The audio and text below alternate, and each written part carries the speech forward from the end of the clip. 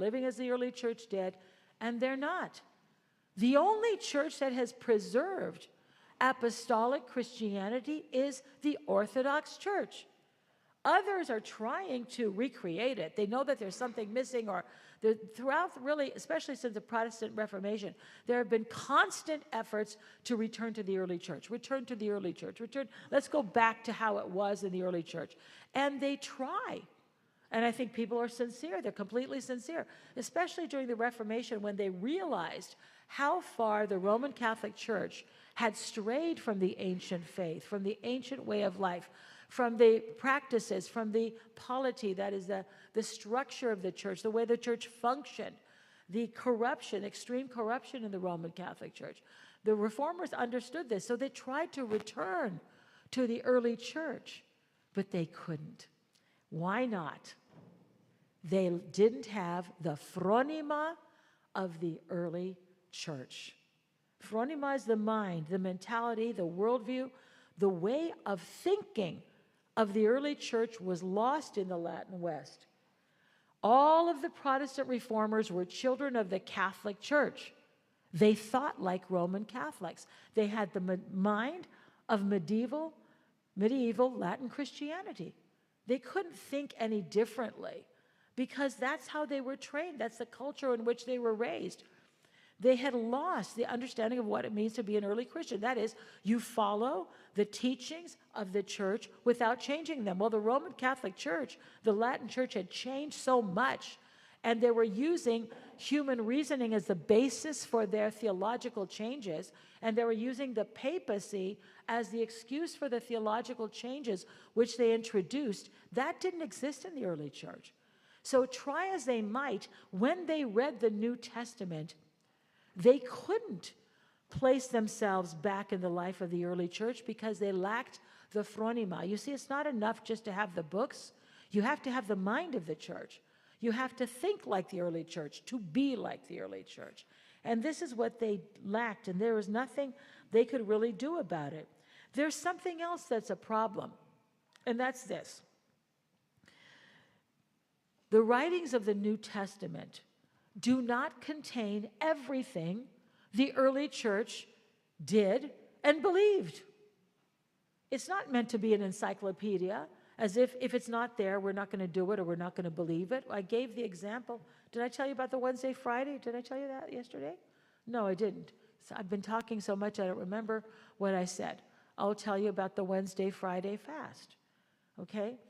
Because there's an assumption that Protestants make. Listen, if it's not in the Bible, listen, I'm completely sympathetic to the position that the Protestants took in the Reformation. I'm completely sympathetic to that. You know, and here's why. They were saying, well, where is this in the Bible? They saw all the developments, the doctrines, purgatory, and about the papacy, and all these things that had developed and built up and created massive problems in the Roman Catholic Church. And by the way, before the Reformation, there was a tremendous period of upheaval. And by the way, a lot of Roman Catholics wanted to and tried to reform their church. Some of the monastic movements, like in the 13th century, like the Dominicans and the Franciscans, these were all movements to purify the church and reform the church, but it had grown so unwielding that they really couldn't change it. There were a lot of movements, and in the century prior to the Reformation, there was a period of time that there were 2 popes, and then for a short period of time, there were 3 popes. It's called the Western Schism. There was a division within the Catholic Church over who's the real pope. And for a while, the papacy left Rome and they moved to Avignon, France, because they had a series of French popes, and they didn't want to live in Rome, okay? They wanted to live in the heart of Europe. And there was a lot of upheaval. People knew that something was wrong, but it had become such a big problem, nobody knew how to stop it or what to do about it. It's kind of like a pressure cooker. Gets bigger and bigger and bigger. Finally, it blows. So it's not like Martin Luther was the only one who realized that something had to change. But it's so unfortunate what happened, because we're living today with the effects of that change, because the Roman Catholic Church had chosen a different theological method. That is, they chose to follow human reasoning in their theology, and they justified all the changes they made because it was logical to their minds. And if the Pope agreed, or he said that this is the true thing to teach and believe, because they had started with this foundation that the Pope is the successor of St. Peter, they didn't have the term infallibility, but they believed that he was chosen by God to lead the church. Whatever he said was right. Everybody went along. And after a while, they didn't know anything different. They had been separated from the East linguistically, culturally, for other reasons, because of the invasion of the Muslims, first of the Persians and then of the Arabs. There were a lot of reasons why those two sides of the church weren't really communicating with each other. So these things happen. And you have to understand that what the apostles taught were not just facts about Christ, but a whole way of life. And for example, I started to tell you about fasting. So in the early church, we know that from the first century, they practiced the Wednesday and Friday fast. How do we know that? By the way, we've been doing that all along. We're still doing that. Now, how can you say that, well, this is something that was invented? This is a tradition of men, right? This is what Protestants usually say. Well, there was a famous document, a famous book in the early church called, in English they call it the Didache, Didache. In Greek it's Didache ton Apostolon, which means teaching of the 12 apostles, teachings of the apostles. It was kind of a compilation of apostolic teaching. It's an anonymous document. We know that that book existed because it's referenced by other authors. You see, we don't just have the New Testament. In the 2nd century, we have other writings, letters and treatises and sermons and things like this.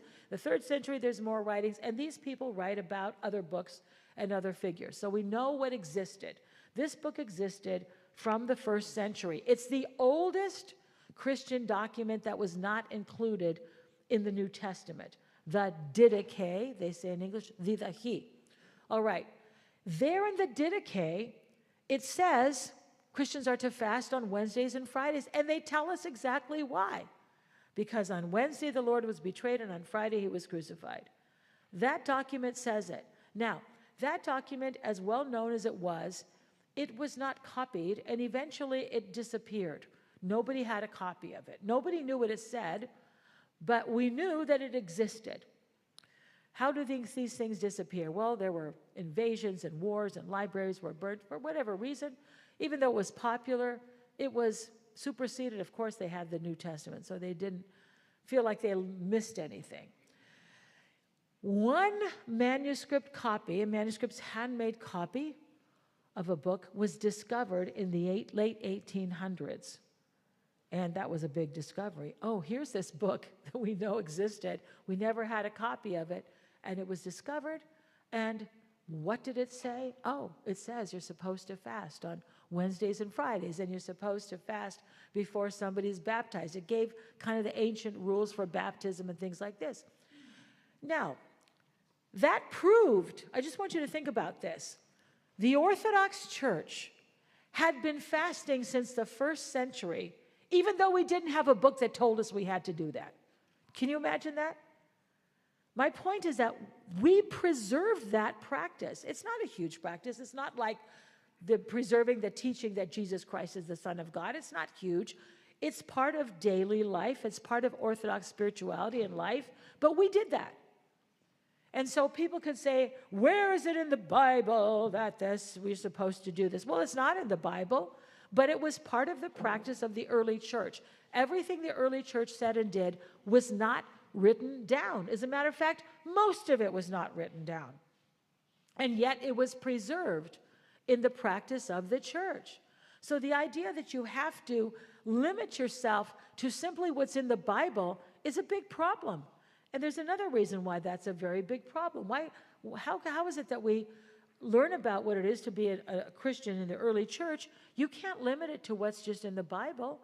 Think about the epistles of Paul. Let's take 1 Corinthians, since we're talking about Corinth.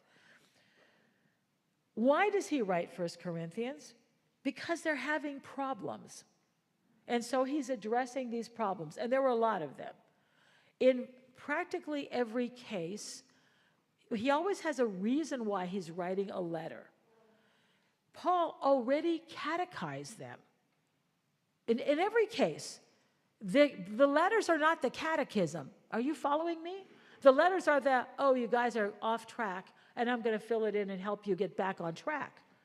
If we rely only on the New Testament for what we believe and how we live, we're going to be missing a lot of it. Does that make sense? Do you understand that? The Gospels are not catechism. The epistles of Paul are not catechism. They don't contain everything there is to know because they taught that orally.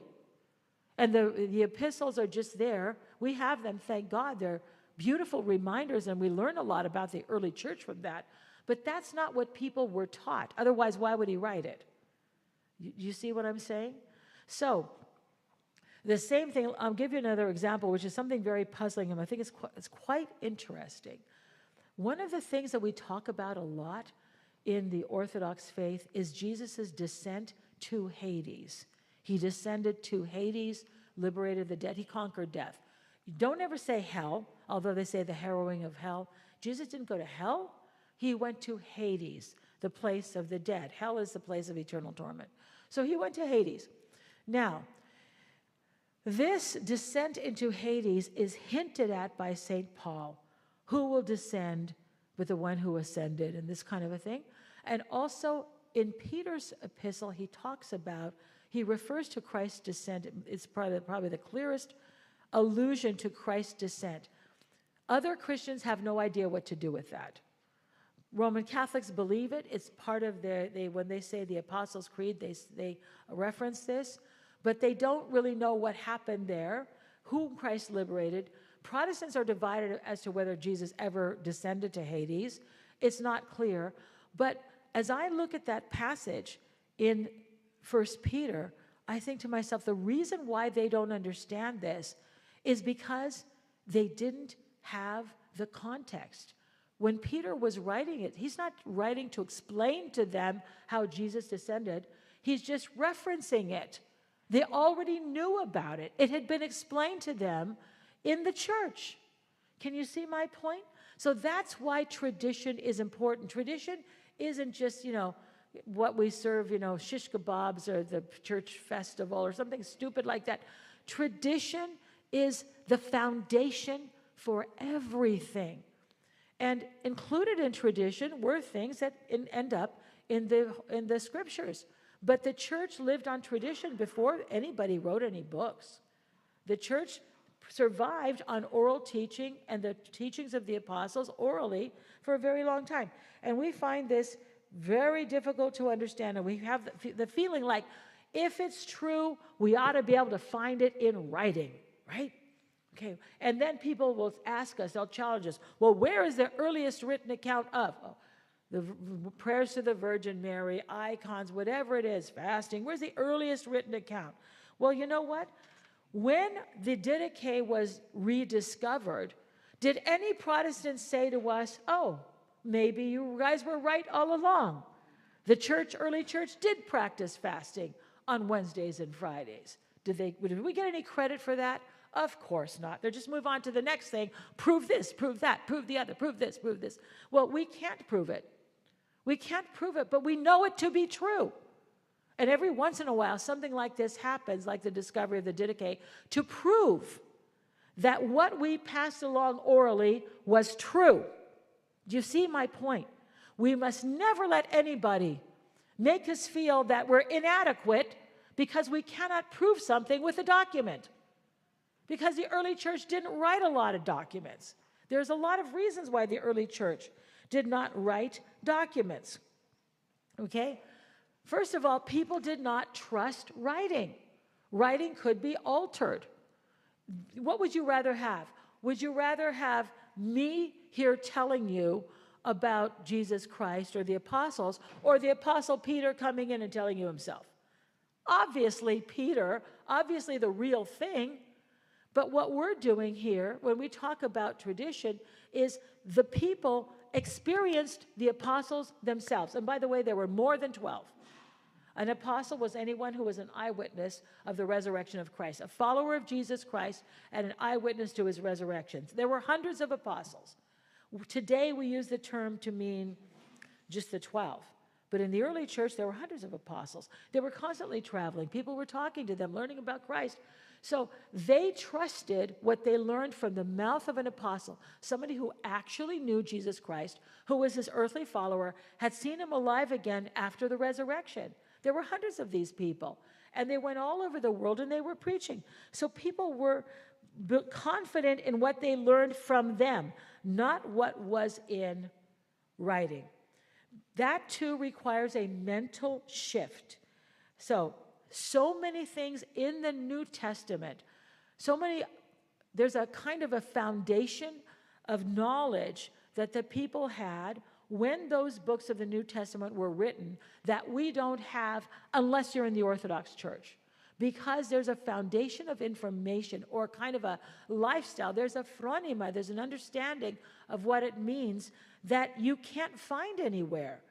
So remember when Paul was writing his epistles or the gospel evangelists were writing, they didn't think that they're writing for you in Australia in the 21st century. They were writing for that community, and those people knew all the backstory. When the gospel writers talk about Jesus Christ, there's a lot of information that was passed on orally that was known within the community and that we don't know today, because the whole story was given orally in the church. So this is why we have to remember that we need to have the approach, the phronima, the mindset of the early church. There was a mental shift that was required, that was instilled by the apostles into those first believers. And that includes things like not being ashamed or feeling inadequate because you can't prove something in writing. Don't let anybody make you, and just why don't you educate them? Why don't you ask them to prove that wasn't a practice in the early church? Because most things were not written down, and there were a lot of reasons for that. First of all, the faith was a secret. The faith was a secret, and the faith was a divine mystery. They didn't do what we do and just, say everything there is to know on the internet. This was considered holy. They didn't, when the Lord says, don't cast your pearls before swine, not that people were swine, but the idea is that you don't say sacred things to people who don't appreciate them, and instead they mock them. So even St. Basil says this, and I just want you to think about this. St. Basil is writing in the middle of the 4th century. It's a very famous treatise called On the Holy Spirit. He talks about the use of oral tradition in the church. And he says that we don't write down the most sacred things of the church, like the prayers that the priest says over the baptismal water before someone is immersed, the prayers that the priest says over the bread and wine for it to become the body and blood of Christ. Basil says this around like the year, he died in 370, like year 360, 365. Christianity was legal, right? He's not afraid of persecution. But what he wants to do is preserve the sacredness of the rite. So those things were passed along orally because they were sacred. And so there's a couple reasons. So first, they didn't trust writing. Secondly, things were sacred, and they weren't to be shared just with the masses of people. We see the same thing. Cyril of Jerusalem is giving instruction to people who are about to be baptized. And now that they're very, very close to baptism, he began to instruct them in the creed. You can find all this, and you can read it yourself. Cyril of Jerusalem, he's writing in the middle of the 4th century, similar to Basil. And now that they're about to be baptized, they've gone through this process of catechism, they're meeting, and he's explaining every single line of the creed. And guess what? They were not allowed to write it down. He said every day they came, he taught them a new line, and he explained it. And he said, now, you have to remember this creed. This is the Nicene Creed, because this is like, again, 360 or something like that. you have to practice reciting it to each other so that you keep each other reciting it accurately. That's how people preserve the oral teaching. They practiced explaining it to each other. So the other person said, no, that's not right. This is how we say it. This is what happened. There were kind of safeguards. When Jesus did something or said something, he didn't say it to one person. There were always lots of people who were witnesses. So if somebody got it wrong, there was another person there to correct them. So Cyril says, practice saying the creed to yourself. Every time you learn a new line, practice saying it to each other.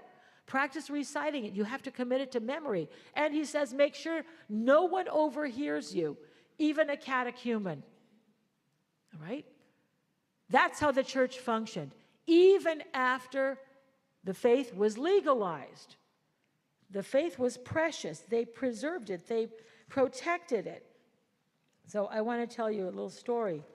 So there's another reason why everything is not written down, and I'll use this to illustrate the story. Because you don't write down something that's obvious, that everyone knows, okay? For example, Paul's not going to say to those first Christians, be sure to fast on Wednesdays and Fridays. They already knew that. Everybody was doing that. They were already practicing this. And by the way, one reason why they were doing that is because the Jews fasted on Mondays and Thursdays. So the Christians, remember, all the first believers were Jews, but they changed their fast from Mondays and Thursdays to Wednesdays and Fridays in honor of the Lord. So it's not like one day somebody woke up and said, why don't we start fasting on Wednesdays and Fridays, just for the heck of it? That was something that's apostolic. And it was a deliberate continuation of the Jewish practice of fasting, but they changed the days to honor the Lord. Can you see that? So when something is obvious and everybody knows it, nobody bothers to write it down. That's why most of what was taught in the early church was never written down. You have to trust me on that. I'll give you an example. Father Costa and I went to this conference with a Greek teacher in one of our parishes. She was a lovely lady. She had recently come from Greece, and she was accompanying us in the car. So we're coming back from some distance, and we stopped at McDonald's for a hamburger. Now, this lady had never been to McDonald's. She was from Greece. She knew about McDonald's. She had been here in America for a few years. She had been there in America for a few years. And she knew about McDonald's. She'd driven past them lots of times. She saw the commercials. She knew about it. She knew that they had hamburgers, but she'd never been there. So Father Costa buys the hamburgers, puts them in front of us, says the prayer, and the two of us start to unwrap the hamburger. And she just looks at it. And then she kind of gingerly unwraps it. I'll never forget this. She gingerly unwraps it, and she lifts up the bun to look inside. Okay? This was a new experience. Do they have hamburgers? They have McDonald's in Greece, like the airport or someplace. That's not their go-to fast food. Their fast food is a little souvlaki stick called kalamaki. Okay, that's their fast food. She, never experienced this. So the point is this. If you were to write a novel today, and you say these characters stopped for a hamburger, you wouldn't have to explain what a hamburger is. But let's say 2,000 years from now, somebody's reading your novel.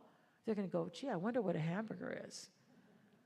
Why didn't you think you needed to explain it? Because it's obvious, because in our culture, everybody knows it. Do you see my point? That's why most of what the early Christians were taught was passed along orally. They learned it in church. They learned it from the apostles. Nobody bothered to write it down. Why would we write down that you have to fast on Wednesdays and Fridays? Everybody knows it. So it's this kind of thing. You don't write down the obvious. You don't write down. Now, the Protestant idea is, well, you have to memorialize it. You have to have a document. That comes from the Catholic Church. Everything is in a document. Everything's explained. Everything's clarified. Everything's defined. That's the Western mentality. That's not the early church mentality. That's not the phronema of the early church. So the oral tradition is very important in the early church, and it's reliable because the teachings of Christ were repeated. His actions were important, and they were memorable. When people experience Jesus Christ, and by the way, the last person to have been healed by Christ died in the reign of Hadrian. You know how long that is? That's like 120. The last person to have been healed by Christ. Because we think of it, well, I'll tell you something. My students I would talk to them about, oral traditions and things like this. And they thought, well, the Gospels, they can't be accurate because if the Gospels were written, we're not sure exactly when they were written, but the earliest would be the 50s, maybe the 60s or even the 70s. After the apostles start to die, like they were put to death by Nero, Peter and Paul were put to death. So when the 60s roll around, they say, you know what, maybe we need to write this down because the eyewitnesses are dying. So the 60s, 70s, 80s even, maybe the Gospels were written. And people say, well, there's no way there's anybody still alive who's an eyewitness because the Gospels are eyewitness accounts. And that's because the average lifespan was 40 years. So my college students, university students, believe that when you turn 40, you just drop dead. So there's nobody alive to remember. But there were still, even in the 50s, 60s, 70s, 80s, people who remembered Jesus Christ, who had interacted with Christ. Luke tells us that at the beginning of his gospel. He says, I've gone back and I've checked with all the eyewitnesses, and everything I'm telling you, Theophilus, has been verified. So people lived to long. Women died young in childbirth. Children and infants died young. But if you live to adulthood, especially as a woman, if you pass childbearing age, people live to be 60s, 70s, 80s, 90s. We have martyrs, like Polycarp, who was martyred at age 86, the bishop of Smyrna. So there were plenty of eyewitnesses, even to the end of the first century and even into the early second century. If somebody was a child when they were healed by Jesus Christ, let's say in the year 33, they could certainly still be alive in the reign of Hadrian. Okay? So we have to remember that these things don't just stop abruptly, that everybody died and there was nobody alive to remember these things or to pass on the oral teachings of the apostles. The church relied on oral teaching, which we call tradition. But for us, remember, tradition is something that doesn't change. For Roman Catholics, tradition is something that can change with the Pope and their bishops that they call the magisterium. So when Roman Catholics say, we believe in tradition, we have tradition, they don't mean the same thing as us. So if your Protestant friends are talking to you and they hear the word tradition, then they recoil against it in horror because they're thinking Catholic. You have to explain to them that when we mean tradition, we mean something that hasn't changed. And the Roman Catholic Church uses the word tradition to justify changes according to what the Pope thinks is right. And I'm not here to quarrel with Roman Catholics about I understand why they believe in the papacy. That's their belief. It's developed. I understand it. They have the right to that belief. We don't agree with that. So that's why our holy tradition is so important, my dear friends. So, leap on.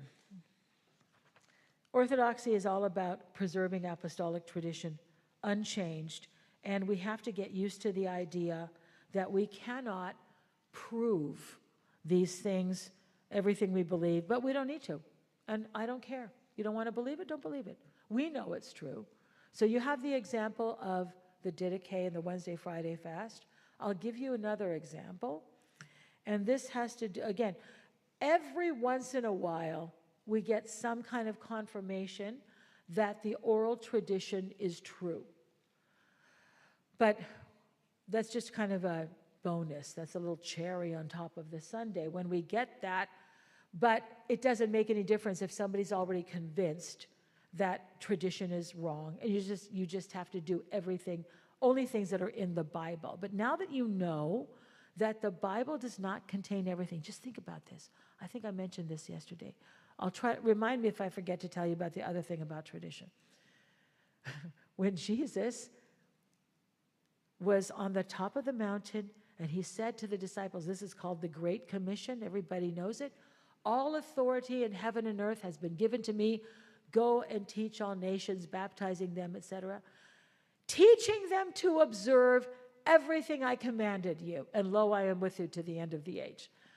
Teaching them to observe. Where was that written down?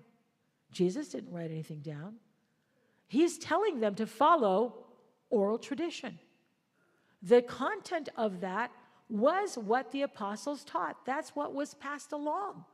That we're following. If you want to follow the Great Commission, you don't just baptize people and send them off to be followers of Jesus. And he didn't ascend into heaven and say, oh my gosh, I forgot.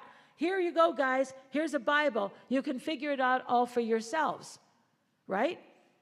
He's expecting them to teach his traditions that he had taught the apostles orally, to continue to teach exactly what he taught them. Now, I'll tell you something that goes on in the universities. Today, there's a lot of people are looking for ways to embrace what they used to call multiculturalism, which really isn't about different cultures. It's about accepting everything that's divergent from the norm, even things that are kind of perverse. Everybody wants to be able to justify what they believe by citing the Bible, because the Bible is the authority, right? So what they will say is that what John taught is different from what Paul taught. So, for example, the cross. Paul talks about the cross as the humility of Christ. John talks about it as the glory of Christ. Oh, so John and Paul weren't teaching the same thing. Matthew has his thing, and John has his thing, and Luke has this thing. But the fact is, the apostles all taught the same thing. The same thing.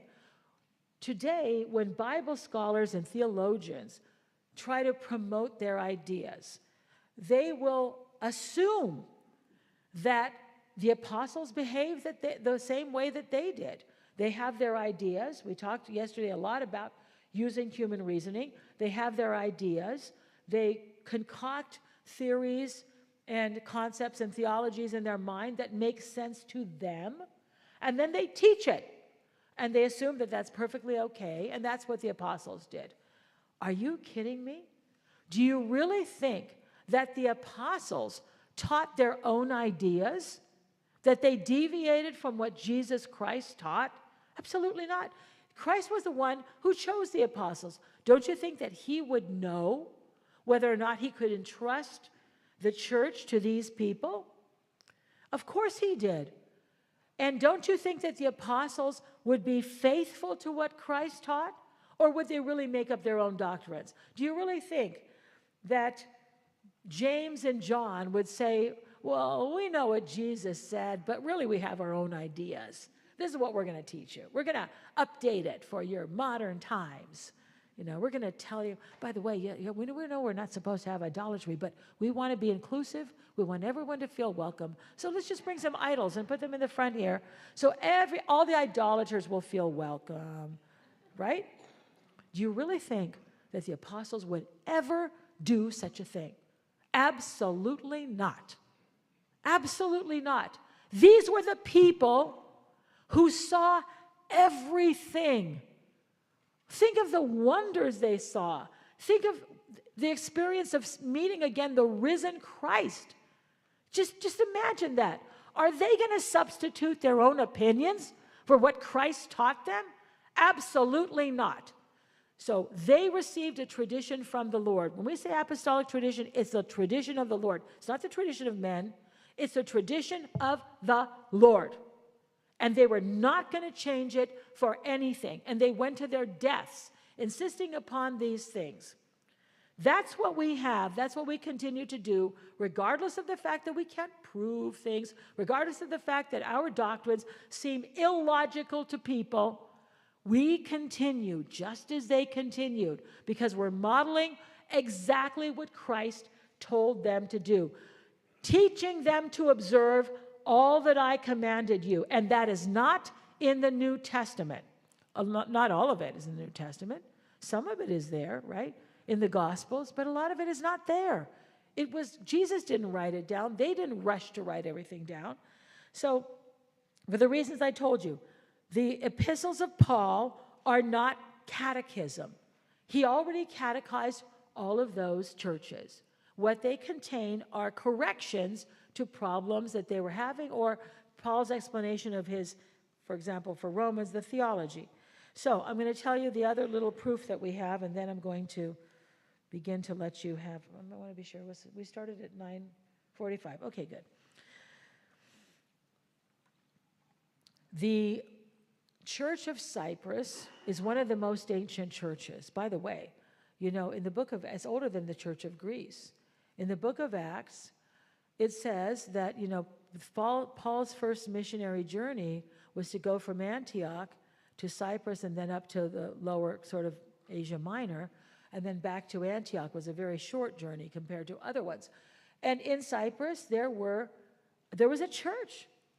Men of Cyprus and Cyrene, that's in North Africa, were already teaching people. They brought the gospel to Cyprus. So it's pretty ancient. Now, the Church of Cyprus is very proud of the fact that St. Lazarus was a bishop on the island of Cyprus.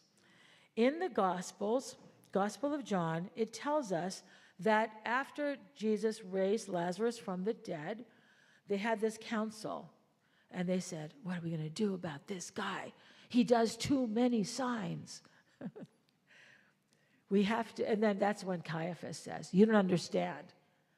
He's got to die. He has to die for the nation, right? Now, later at the next meeting, they say, or John tells us, that they had all, not at that meeting, that place, which is chapter 11, at the end of chapter 11 of John's Gospel, later, John tells us that they had also decided to put Lazarus to death, because after the raising of Lazarus, they all knew that he had been dead for 4 days, because when he died, people came and they took care of the body, and they took him to the tomb, and they put him in there, and they stayed with the sisters all this time. They knew that he was dead. That's why this is such a remarkable sign or a miracle. So there was no disputing it. There was no disputing that Jesus raised Lazarus from the dead. So the Jewish leaders were going to kill Lazarus too, because people believed in Christ because of Lazarus. And by the way, that's why, here again, only the Orthodox Church remembers the raising of Lazarus. Nobody else does. Catholic Church doesn't remember the raising of Lazarus. Why do we make such a big deal about the raising of Lazarus? Because the gospel tells us that it is because of the raising of Lazarus that the people came out to meet Jesus on what we call Palm Sunday. That's why they welcomed him in. There's a connection between the raising of Lazarus and the crucifixion of Christ. And so it's very important. But that has been lost. And by the way, in the early church, on what we call the Saturday of Lazarus, they used to go to the tomb of Lazarus. They had a church there. They had a church on the site where Martha had run out to meet Jesus on the road. There was a church there, and people used to go there. And this was something by thousands of people would go on the Saturday. This is described by early pilgrims. This is the early church. We're the only ones that still do this. We're the only ones that still follow this custom. We didn't decide one day, maybe it would be a good idea to have a feast and introduce. We're just doing what the early church developed and had, and we're just living it. So Lazarus had to leave. After the resurrection, Lazarus left, and he went to the island of Cyprus. There's no passport with a stamp. There's no inscription. There's no, graffiti. I was here, Lazarus. There's nothing except oral tradition of the people of Cyprus. And they're very proud of that. So my husband grew up in Cyprus when it was still a British colony. And they used to brag to the British. Lazarus was the Bishop of Cyprus.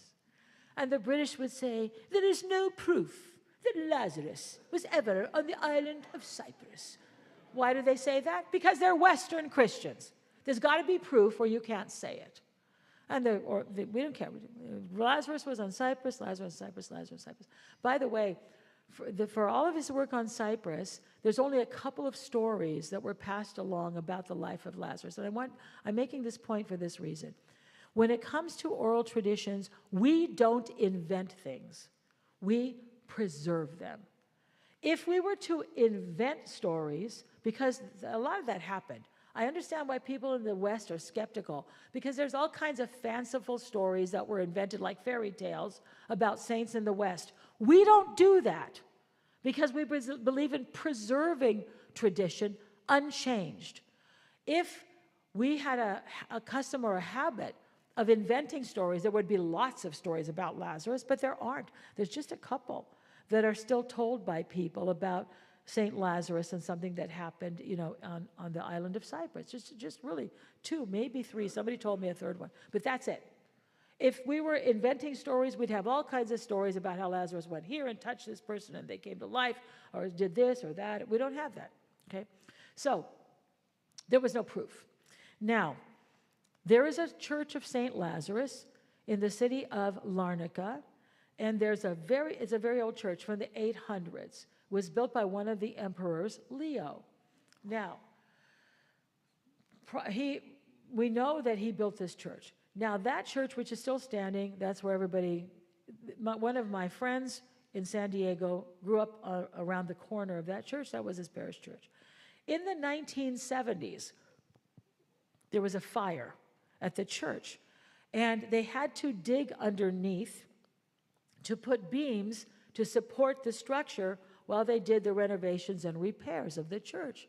Well, when they dug underneath, what did they find?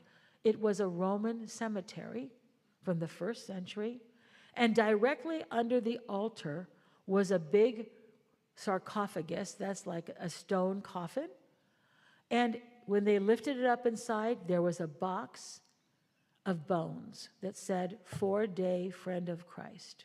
The bones of Lazarus were under the altar of the church. The priest, I know this because of my friend who grew up there, the priest was wondering whether or not that church had ever been consecrated, because when we consecrate a church, we put some of the relics of the saints in the altar, unless the church is built directly over the tomb of a saint, like the church of St. Peter in Rome. Constantine built the first church directly over the tomb of St. Peter. So there was no proof, except that the Orthodox Christians of the island of Cyprus said for almost 2,000 years, Lazarus was the bishop of this island. And then in the 1970s, there's your proof. You see what I mean? Now, what happened was Leo, the Emperor Leo, had taken most of the relics of Lazarus. It wasn't the whole skeleton, just most of the relics. He wanted to take them to Constantinople, where he built a church of St. Lazarus, put the relics there. But he left some for the people of Cyprus he didn't take all of them. But isn't that something? Now, why wasn't that forgotten? It was not forgotten because it was important. You see, we preserve the things that are important. We don't preserve things that are not important. At any rate, I've been talking for a long time. I just want you to understand that everybody else, Catholics aren't trying to return to the early church. They believe they have the early church, believe it or not. I look at them and I think, how can you think you're the early church? God bless them. I taught at Catholic University for 20 years. I have a lot of Catholic colleagues and students I told you a story yesterday about how beautiful they are, how devout they are. I had wonderful Catholic students. I'm not criticizing them, but I don't understand how they can say they're the early church. But that's what they believe. We have preserved the teachings of the early church. In the Protestant world, they're trying to recreate it. They're going to Messianic Jewish congregations. Do you know what that is? These are Jews who believe in Jesus, and they're creating their own churches. They're called Messianic Jews because they believe in Jesus, but their teachings and their worship is completely Protestant. So people are going to Messianic Jewish congregations because they think they're going to get closer to the early church that way. Or they're creating house churches. They're meeting in their houses because they're reading in the book of Acts that people met in their houses. So they're creating house churches. They're creating other movements like what's called the Hebrew Roots movement. They're trying to incorporate Jewish practices into their churches, into their worship, thinking that they're getting back to the early church. They can never recreate the early church because they don't know all the stuff that isn't in the Bible that has been preserved by the Orthodox Church.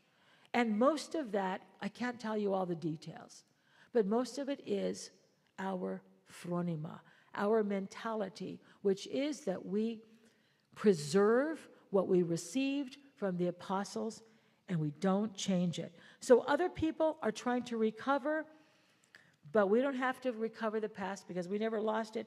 We don't have to reform our church because we never corrupted it. We don't have to return to something because we never abandoned it. We simply preserved what we received. So at this point, with 10 minutes left before your break, I'll open it up to comments or questions. Yes, over here in the back.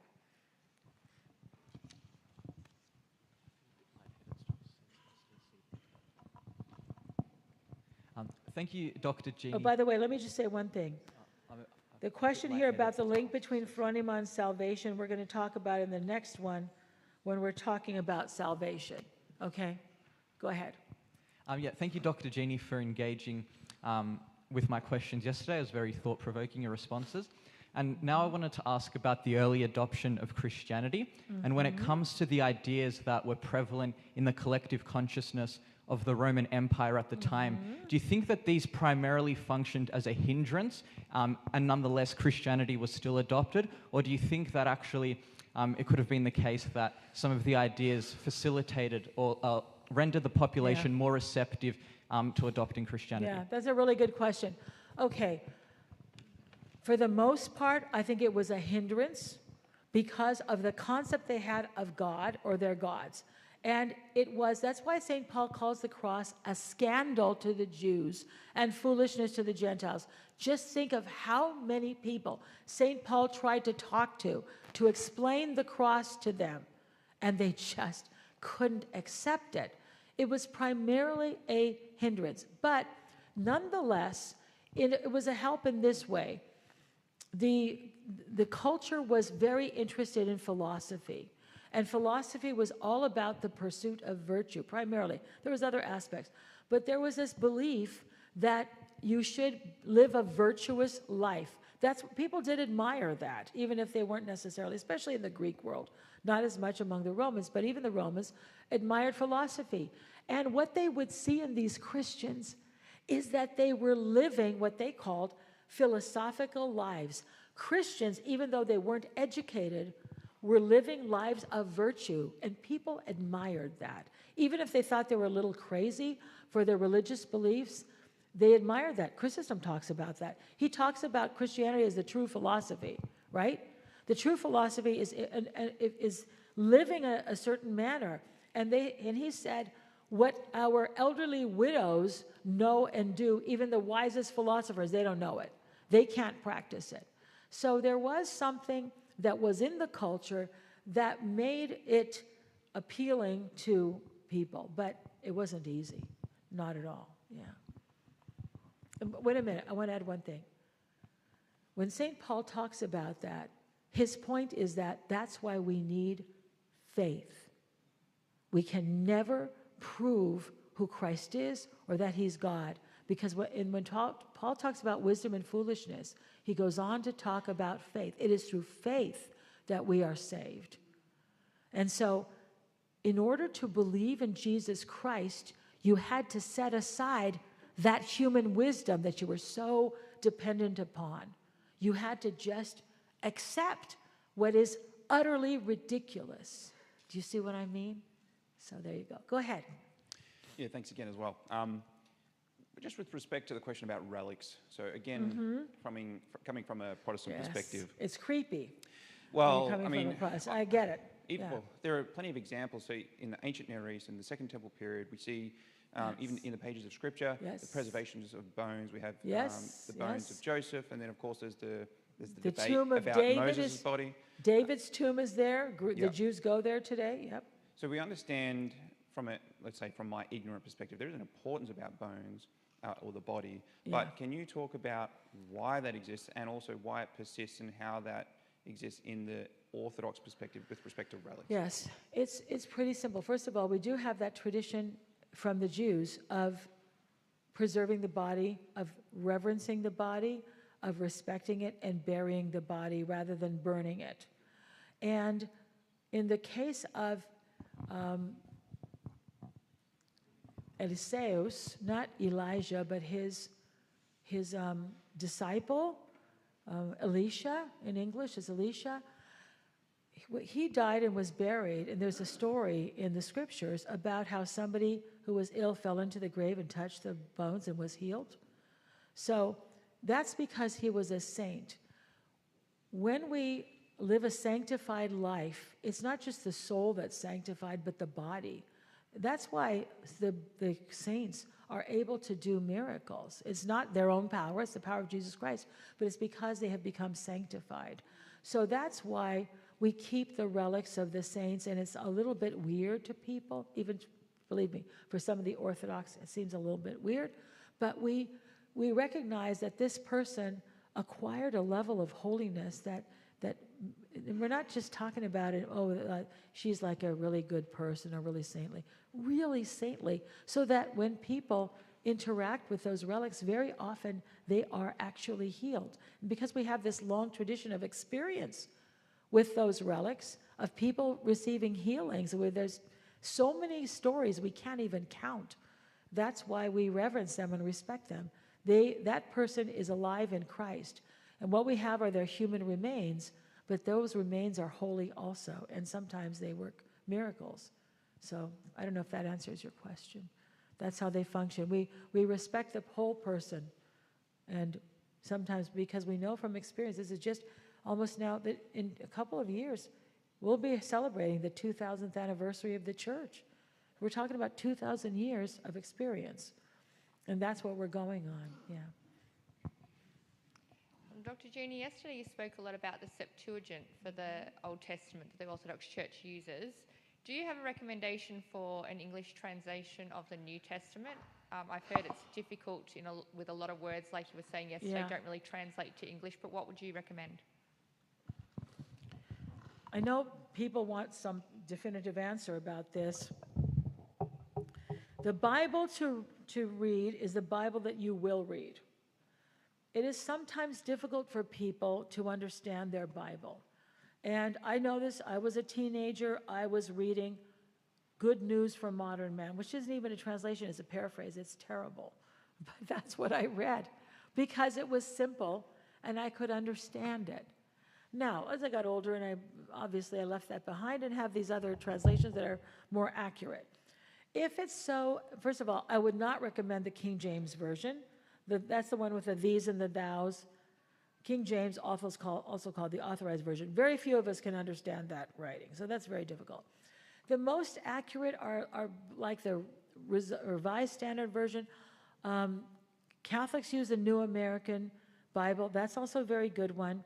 Protestants prefer the New International Version, but in recent years they came out with a revised New International. New International is not bad. They do add words that aren't in the original Greek for clarification. It's a problem because, whenever you're talking about a translation, it's true that something is always missing in translation. I don't think you should worry about the translation. You should read a Bible that you are comfortable with. I'm concerned about the revised New International Version. What I see happening in the Protestant world is that they're gravitating to more and more contemporary translations, and at a certain point, it stops being the Bible, because it's just somebody like The Message, and there's another one called the Passion Translation. It's basically a novel. They just add all kinds of other stuff. So you want something that's a real translation, not one of these paraphrases. I mean, what they have done with like The Message or the Passion Translation, please don't buy it, it's not, it makes the Good News Version look like, the highest level of scholarship. So what's happened, do you understand when I say contemporary? They try to put it into modern language. When you do that, you, at a certain point, get so far away from the actual Greek that it's not really the Bible anymore. It's somebody's opinion of what the Bible says. So it is good, if you can, to stick with something that is a bit more literal, that's closer to a word-for-word version, and that would be Revised Standard, although it's hard to find Now it's all the New Revised Standard. New American Bible, that's the Catholic version. Even New International isn't so bad. That's mostly favored by Protestants. And there's some others that are pretty good. The reason why I'm telling you is not to worry about it is this. It is not the translation, it's the phronima. Here's why. All of the heretics of the early church were reading the Bible in the original Greek, right? And they were still heretics. They didn't get led astray by a translation. If you're reading any translation, there's no perfect translation, but anyone, if you're reading it and you're applying your own human personal reasoning and say, well, it says right here, call no man father, therefore I'm just gonna call him over here, this guy. I'll call him Jeff on Sunday. Hi, Jeff. Because it says, call no man father. If you're applying your own mind and your own opinions and your own reasoning to the Bible, it doesn't matter if you're reading it even in the original Greek. You're going to lead yourself astray. Do you understand what I'm saying? Don't worry about it. Read the Bible. If there's something you don't understand, try to understand it. Think about it. Go to Bible study, ask Father Jeff and others. And then and whatever you do understand, accept it. That's what we can do. So don't worry. Don't be overly concerned. We have the Orthodox Study Bible. It's not perfect, but it's helpful because it does have notes, some notes that might be helpful to you. But it's not easy. But it's like everything else. The more you do something, the better you become at it. The more, if you want to learn how to swim, just do a lot of swimming. You're going to get better at it. You want to learn how to knit, do a lot of knitting. You'll become an expert. The more you do, it's the same thing with the Bible. Hi. Good morning, President. So I just wanted to quickly ask, do we know, or is there such a thing, did Jesus leave behind any handwritten anything at all? And Jesus? Yeah. No. Okay, that's it. That's it. That was quick. Thank you. Up here, Father. Up here we've got, up here. I almost called him Father because he's all in black. Good morning, President. Yes, sir.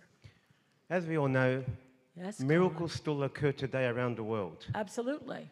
For example, one that comes to my mind, President, is a miracle that happens on the 15th of August on the island of Kefalonia, Okay, where let's hear snakes about it. come out with a snake. Oh, the snakes come out. Yes. Yes. So my question to you I is, saw those snakes. yes, my question to you is, the miracles that happen in the Orthodox world around the world, are these another example of the passing of an oral tradition? I mean, these miracles are passed on orally to the villagers, to the witnesses. They pass them on to their children and so on. Is that another example of the passing of oral tradition? How do we maintain oral tradition today?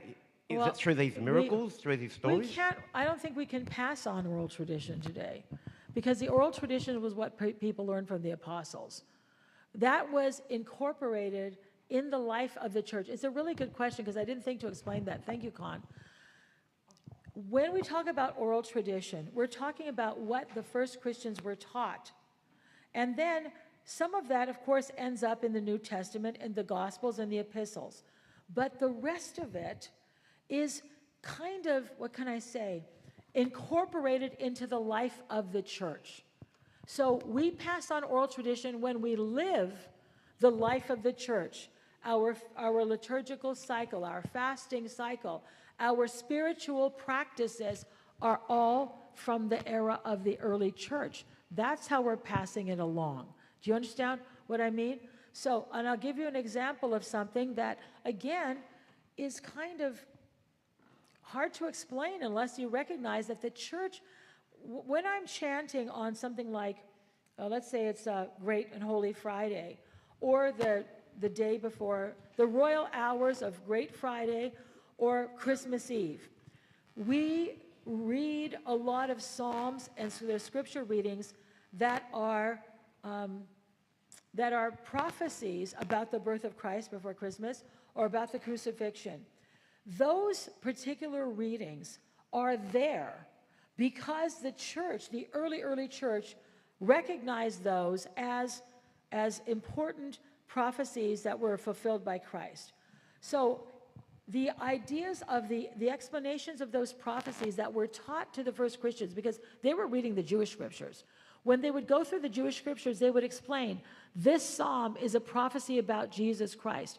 This reading is a prophecy about Jesus Christ.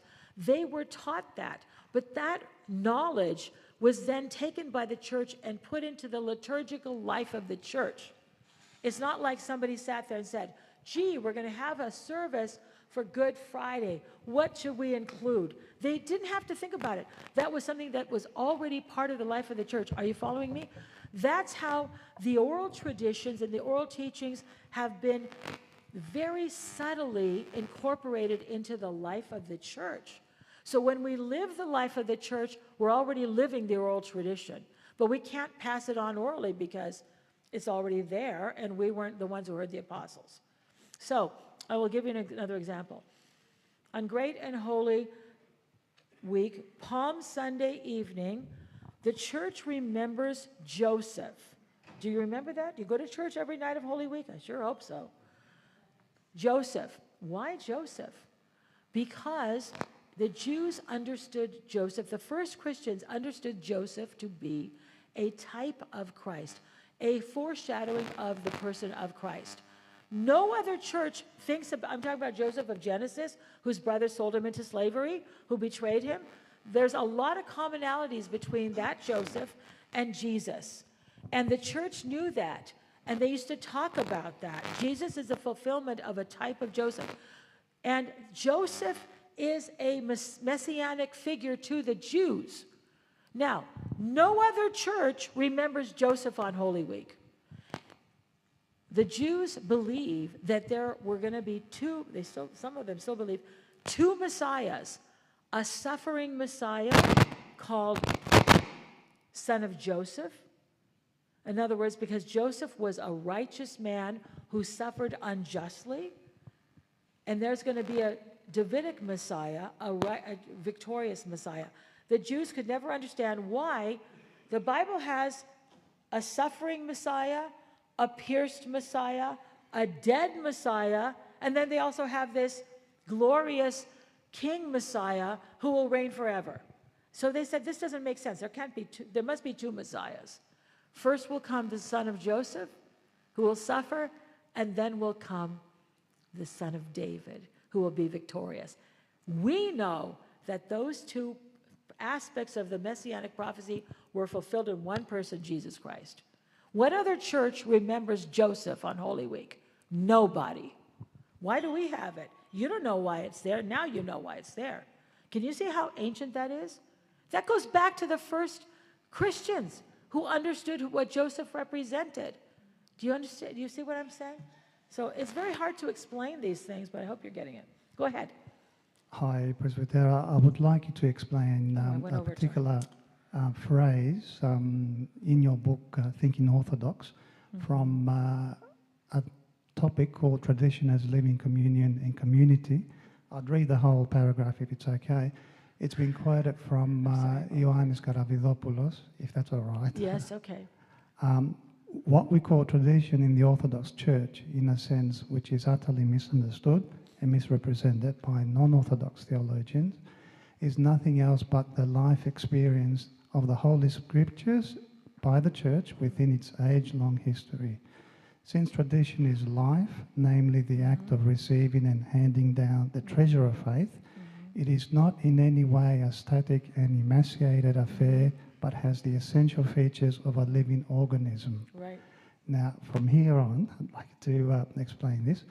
Movement, progress, assimilation of the environment, its transformation, and finally, elimination or rejection of particular elements which have lost their organic relation to the living body of Christ. Thank you. Okay. I think the question is, you've asked, or you said many times that apostolic tradition preserved without change. Preserving without changing it. And this is talking about change. You're talking about, so what do we mean then by apostolic tradition? We mean that preserving it without change. We're talking about our doctrine, our spirituality, our practices. Obviously, in the life of the church, there have been some changes that have occurred, mostly liturgical. For example, we didn't always receive communion on a spoon. But we have to understand that, well, there are times, by the way, there's different changes. There are things that are done in the Church of Romania that are not done in the Church of Greece. There are cultural adaptations that are made for the Orthodox in Alaska that aren't part of the Church of Russia. That's not what I'm talking about. The church always adapts to the culture. That orthodoxy was brilliant about that. We always adapted to the language and the culture, but we didn't change the inherent meaning and purpose and practices of the church. We never said, oh, well, you guys, you only eat fish, so you don't have to fast. See what I mean? So there is a living element to tradition. And just as I'm here today trying to relate what we do to your life, the church has always done that. But we don't change it. And we don't conform to the culture by changing the essence of the teachings or the spirituality or the practices. But the church, yes, in its wisdom has made some changes. And I think the spoon is a good example of that.